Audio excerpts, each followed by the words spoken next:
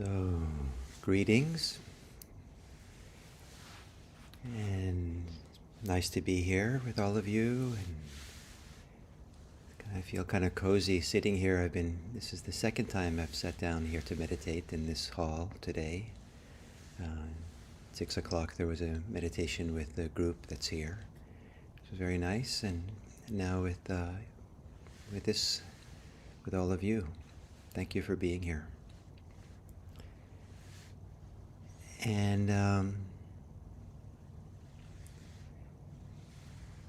one useful definition for mindfulness is that it's being undistracted. And why that's useful is that it doesn't imply that we have to do anything except maybe let go of our distractions. And then we are there aware of whatever is left.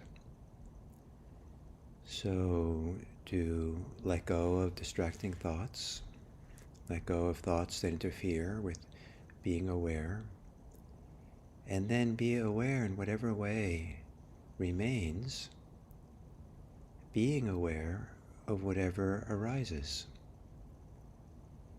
And it could even be without any choice. Whatever arises in the present moment in awareness is allowed to be there. And this kind of way of understanding mindfulness is supported by the idea that we're present for whatever arises easily. We're not looking for something or trying to make something happen or trying to penetrate deeply into the nature of reality. We're just very simple, lightly, calmly, receptively, easily, with ease, whatever comes. And it can be a little bit easy to be impatient or feel like it's not enough, because after all, meditation, mindfulness Buddhism is pointing to, all kinds of fantastic, great states of meditation and attainments and all kinds of great things. And so, that's what's important. And just something ordinary, like just whatever comes, arises in awareness, may seem like it's too ordinary. But it's not ordinary, because most people live their lives distracted, and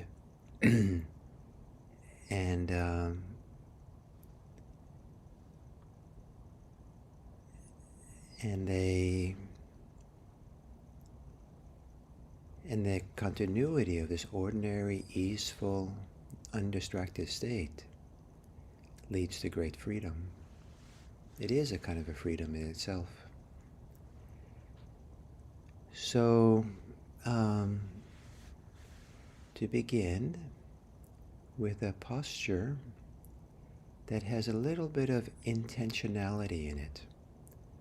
If you're sitting in a very relaxed way in an easy chair or some other posture that's very relaxed, see if you can do a small adjustment that adds a little bit of intentionality to the posture. It could be sitting up a little bit straighter.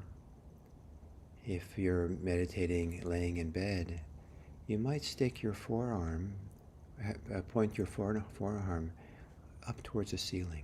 The upper arm can be flat in the bed, and so at a right angle, the forearm points to this up. And that's a little bit more, it requires some intentionality.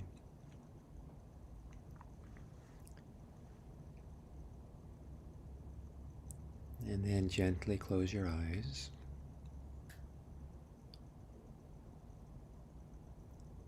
And without much more preparation, what in your experience, here and now, arises effortlessly or arises easily? What is easy to be aware of here and now?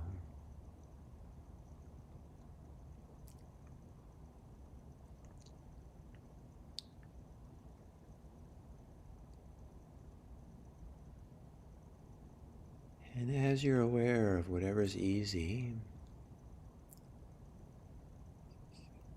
is there any momentum, movement in the mind to wander off in thought?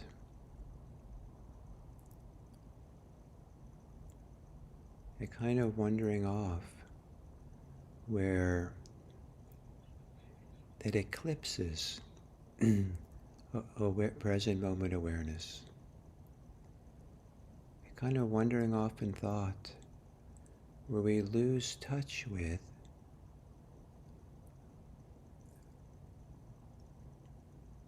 being easily aware of what comes easily to us here and now.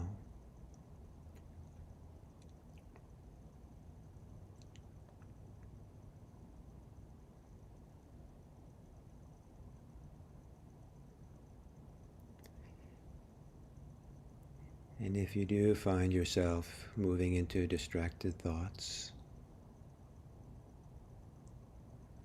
you might just use the phrase or the word undistracted. Or maybe like a question or a reminder to open again in an easy way to be aware of what's easy here.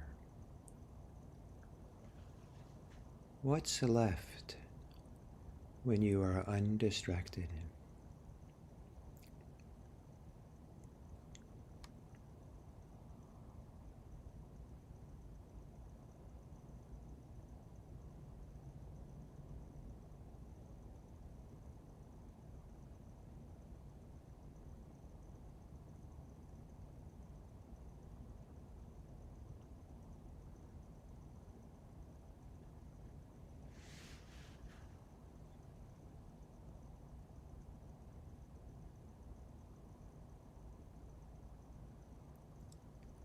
For now, there's nothing else you need to do. You don't have to focus on the breathing. You don't have to have something that you're focusing on and trying to stay with. Just come back to this simple place where you can be aware of what appears easily in awareness.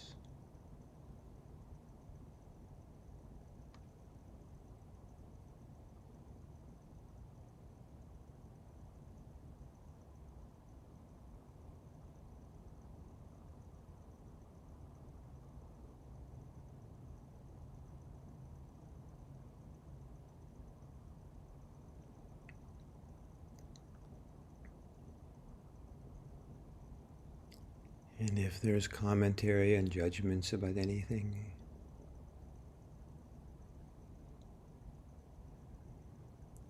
that's also a pull away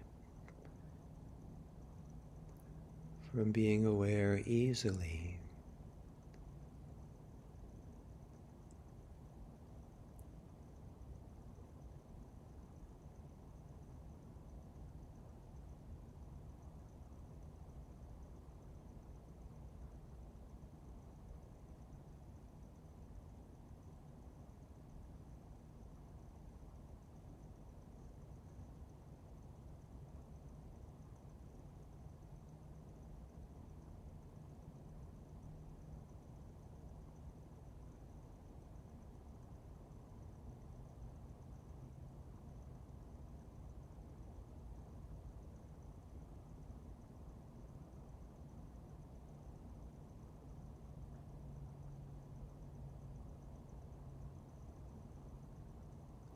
Staying close to this undistracted place, being aware of what comes into awareness easily.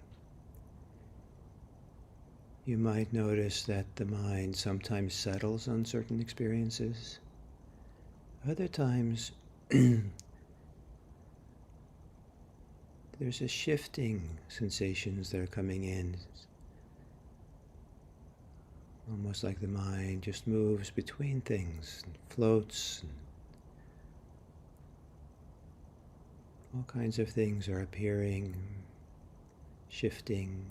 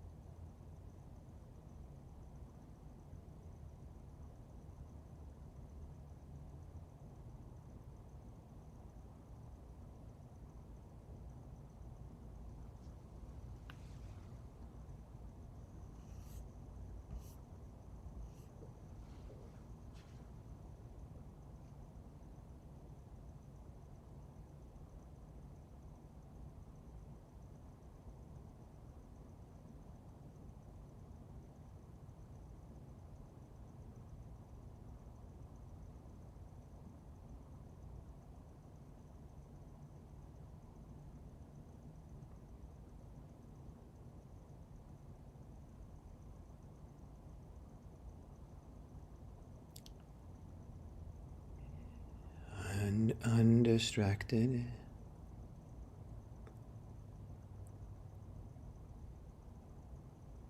And then you might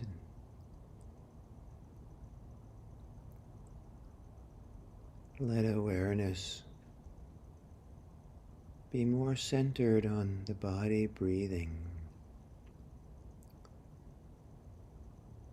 becoming aware of whatever sensations of breathing arise easily into awareness.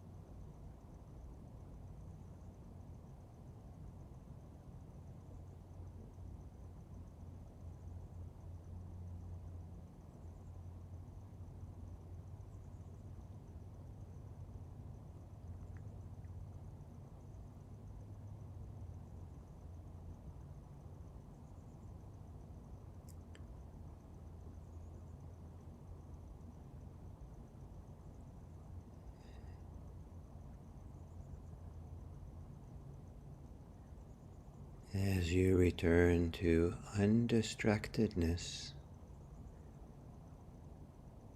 and being aware with ease for whatever is easily comes to awareness.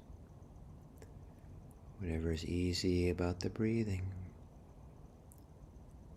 Is there any tranquility, calm, or peace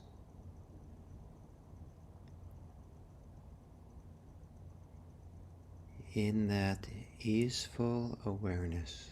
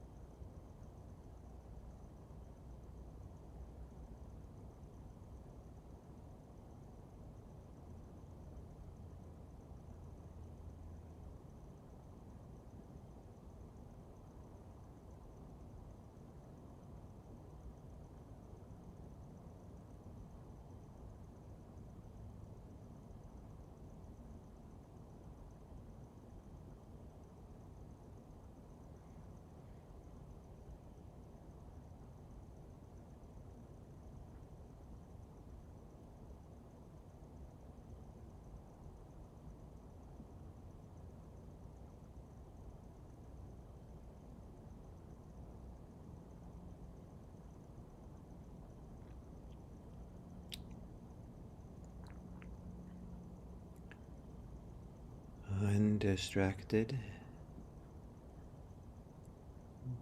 what remains when you're undistracted? And what is it like to be aware of that easily, with ease?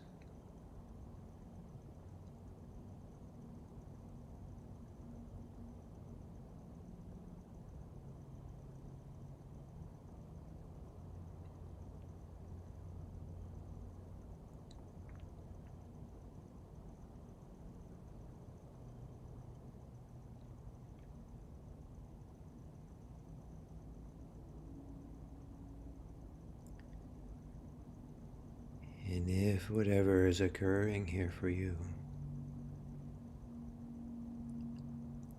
is uncomfortable or painful, physically, emotionally, mentally,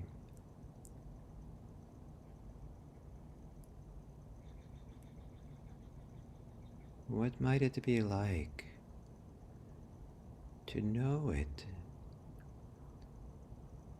with this easeful awareness? Whatever is painful, whatever is dukkha, let it appear, let it arise easily into awareness without becoming distracted by it, without being pulled into commentary and stories.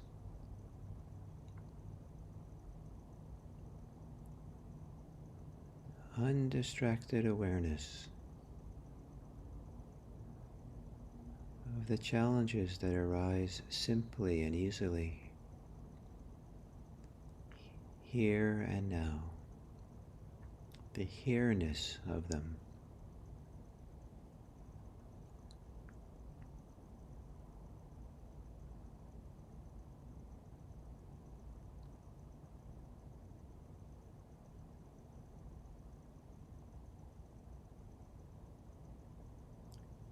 And in the simplicity of awareness, might there also be a tenderness or warm-heartedness,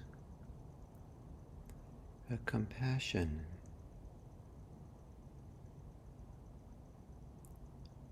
that vibrates or is awakened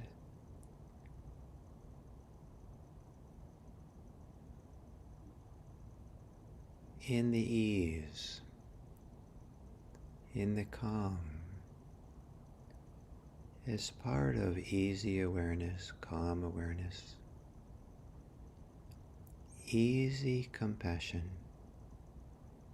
easy tenderness, a kind-heartedness.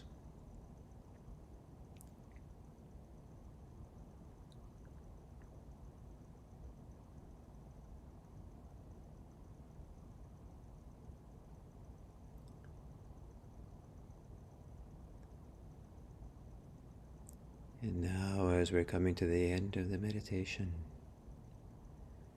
bringing to mind someone in your life who has challenges of some type or other.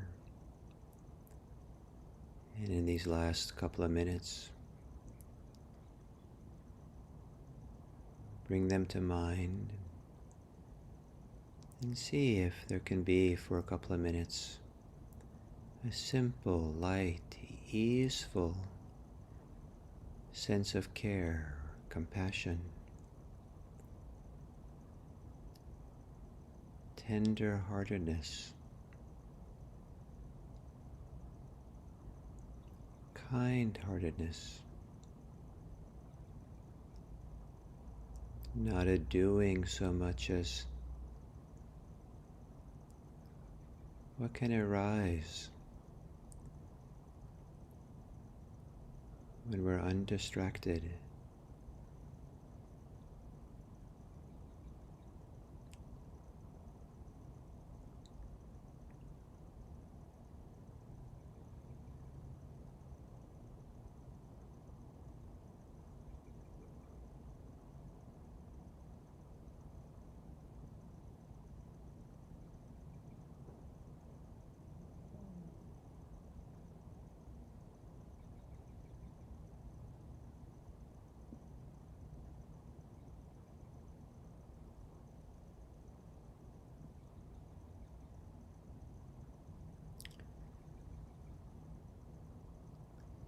And may our ability to be undistracted as we go about this suffering world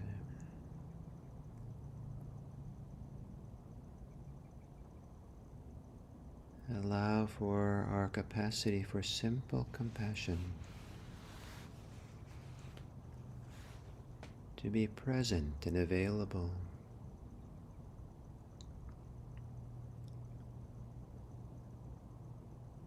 Always ready to wish everyone well.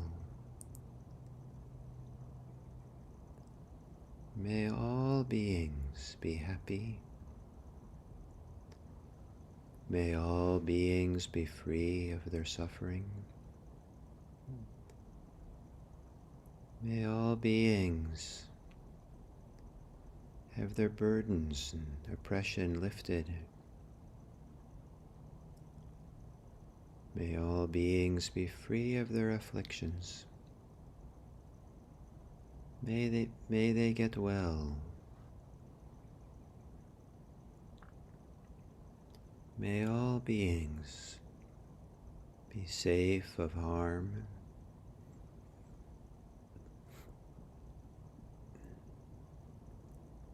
May all beings experience peace, not war.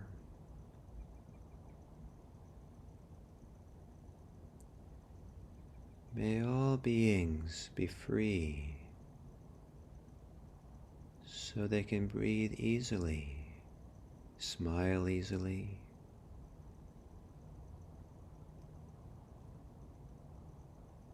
care easily. May we all care for each other.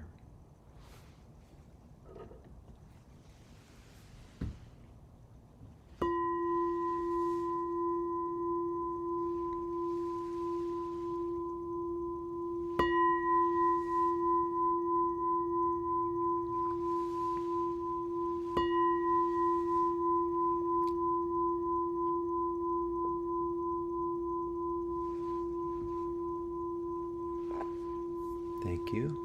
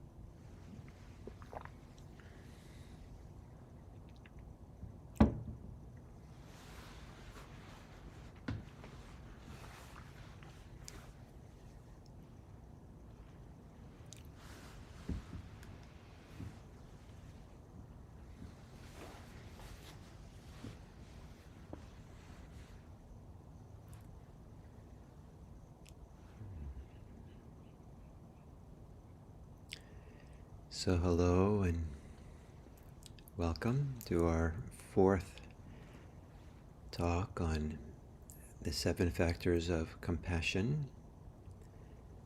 And today we talk about the tranquility factor of compassion and the Samadhi factor of compassion.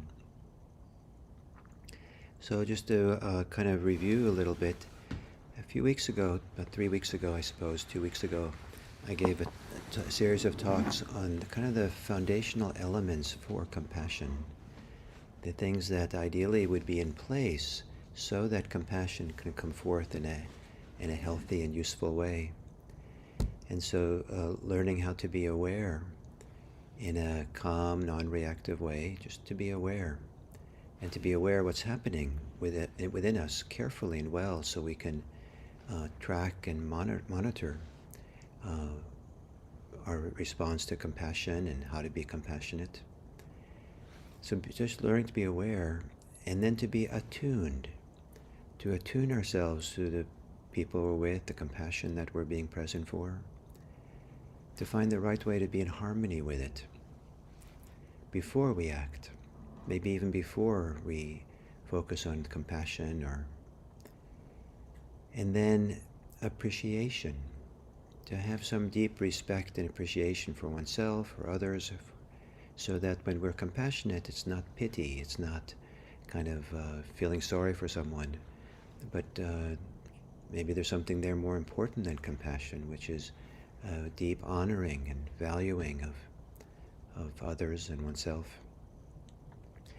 And then there is an aspiration that people not suffer, that we don't have suffering, that we come to the end of it, that we support the end of it. And then there's action. And when all those 5 things are in place, then compassion has a healthier foundation for being supportive and actually nourishing for our lives, rather than being debilitated by the compassion because it's so painful and exhausting. It's actually enlivening and valuable for everyone. And this week, it's when we do have compassion, to continue practicing with the presence of compassion, not just take it for granted, or not just take it as being something we have to now live with as it is, but to begin appreciating some of the different elements that follow in the wake of the compassion. If there's healthy compassion, then as we live compassionately, there will be mindfulness. There will be a kind of a natural, easeful awareness if we're coming from that motivation of being present for somebody or someone or ourselves with compassion. And we don't have to work on that so much to be mindful. It just kind of comes along in the wake of the compassion. And that awareness that comes along is useful so that we can really see better what's happening as we're compassionate, and see, are there ways that we're operating that are harmful or not harmful, harmful or beneficial? Are we a little bit straining? Are we a little bit under the burden of responsibility and contracted around that? Are we a little bit afraid? Or we feel like we have to jump in? So how are we with it? And to see the difference between a way of operating which is not so healthy or beneficial, and then one that is. So rather than being straining, to learn how to be present and engaged with a kind of ease or relaxation, rather than clinging to something, finding a place of non-clinging so that compassion can flow more effectively. And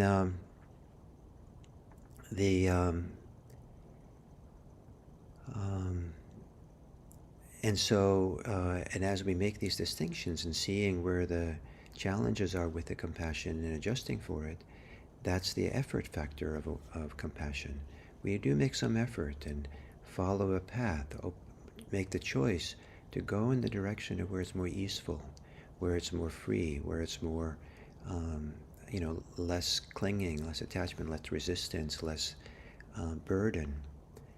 And so there is this effort factor of compassion that comes along with the compassion that supports it. And then there's the appreciation side, the joy side of compassion. There's something there's a kind of sweetness that comes from healthy compassion. And if we don't feel that sweetness, we probably should go back and review and do these other steps, and maybe even go back to the 4 A's: awareness, attunement, appreciation, to really see what's going on here with ourselves. And then comes tranquility, calmness. That healthy compassion has a calmness to it, a tranquility to it. I've sometimes responded with compassion to try to take care of something in the world, and that seen it be taken care of right away. And because I acted reactively, got agitated, I have to do something, and jumped right in, I ended up making a mistake. And once I thought there was a little fire in the distance in the farm I was living on. And I wasn't calm. I got immediately activated. I didn't take the time to take a second look before I called the fire department. And they came, and I don't know what it was anymore now. It was so long ago, over 50 years ago, but or so, 50 years ago, that it was some kind of, it wasn't a fire. And if I had actually taken the time to look, I would have seen that, it was not a problem. So this idea of being calm, have enough calmness to see clearly. So the calm factor of awakening. And that is supported a lot by the ability to trust easeful awareness, to trust an awareness that's not straining or not under the burden of our needs or our desires, our fears. That's not easy to find, but it's part of the gift of this practice as we do this practice, is discovering this easeful, calm awareness so that the compassion can exist with that calmness as well. And then comes this fascinating, wonderful capacity of compassion to support concentration, samadhi. So the samadhi factor of compassion. That and a lot of samadhi is a unification, a gathering together. I like to think of it of feeling so at home in our experience that we just kind of settle really deeply, so that all of who we are settles together and feels at home with itself. And so what that means about samadhi is that it's not meant to override our dukkha, our challenges, or override the way we're distracted, or override our suffering. Samadhi should wait until we find a way to be present for what's challenging for us, find our way through it with mindfulness, with compassion, with care, with attention, so that we do find that even in the midst of challenging experiences in life, we've found kind of an inner home, that we're home in our hearts, we're home in our inner well-being. And again, that's not an easy thing to come to at all. It might take years for some people practicing to find that. But that's when we begin. At that point, we can appreciate how compassion is an ingredient for samadhi, it's part and parcel of this being collected and settled and contented and just really kind of gathered around, so that the focus of compassion, the focus of attention, can be in an effective way just here with what's needing to be done. Just here, gathered together in the moment. And so when we have this easeful, relaxed kind of way of being present, and this be at homeness in this world, even if the external world we're not at home in, we're at home with ourselves. We feel like we belong to ourselves. We belong here. We belong in this universe in some way, even though maybe even the people around us don't feel that we belong. We carry our belonging with us. We carry our settledness with us. That's part of the gift of samadhi, especially if samadhi is not held onto as some kind of deep state of concentration in meditation. Holding on and attached to it has to be really kind of something special. There are deep states of meditation that happen. They're called samadhis. But the samadhi in daily life and meeting the world is more the after effect of being settled and calm. Whatever ability we have to settle and calm and be centered and belong and feel cozy and at home here, and if it is very deep states of concentration, it's kind of the after effect of that teaches us how to feel at home or be at home to ourselves. That after effect is also a kind of, I think of it as samadhi. And so to allow for that reference point to be there. And then it's really, really a fantastic thing. And then with that samadhi, with that the kind of ability to gather around and let the concentration just be, and the attention really be present for what needs our attention. And that's part of the sweetness that can come from compassion. So an example I gave in earlier of the little girl who scraped her knee in the playground, that we care for her, we try to be sensitive to, attuned to her, and care for the wound and in her in the kindest, most supportive way for her. And so, but there's an ease to that. We're not alarmed because it's not a big danger she's in. We're present in a kind, caring way, and we almost become self-forgetting in caring for something like that. And in that self-forgetting, there's a deeper, and if we're at home in ourselves and collected here for ourselves, then that gathering of attention to care for her knee or care for her comes along with our capacity to gather in, or unification of being focused, just focused and concentrated on the task at hand. That has a sweetness to it. It's so sweet to have this ability to be focused in this kind of way. And so the Samadhi factor of compassion. So we're going through these, and we have one more tomorrow, the equanimity factor. And what I'm hoping that you'll learn from this is that not to take compassion as a fixed thing, like you're either compassionate or not compassionate, and then you're compassionate whatever way you're compassionate, and you don't want to hear anything else. This is my way of being compassionate or something, or you never thought about it, and you're just compassionate the way you are, and think you're supposed to be that way. Not aware that compassion has many flavors and many component parts, many aspects, many things interact with compassion. And so to learn to be mindful of compassion and appreciating the different factors of it, then we can start playing in the playground of compassion. We can start kind of exploring it and adjusting it and finding how the best of compassion can come forward. And so it's not just, the compassion just happens to arise, which might sometimes not be so healthy, what we call compassion. But we find that which is most healthy for ourselves and for others. So, if you would like, for today, maybe focus on tranquility and calmness. If you have occasion, have compassion for the suffering of others, and the circumstances allows you to take some time with it. You don't have to jump into action. So you can kind of do the experiment to kind of explore. How can you feel the warm-hearted, tender compassion for somebody, and or for yourself, and let there be a tranquility as part of it. That maybe it floats on tranquility, or it's supported by tranquility, or it just compassion is tranquil itself. And try not to feel or fall into the trap of the worry that you're betraying compassion by focusing on having it be, or some other person, by finding the tranquility in it. Actually, it supports and helps grow a healthy compassion in a wonderful way.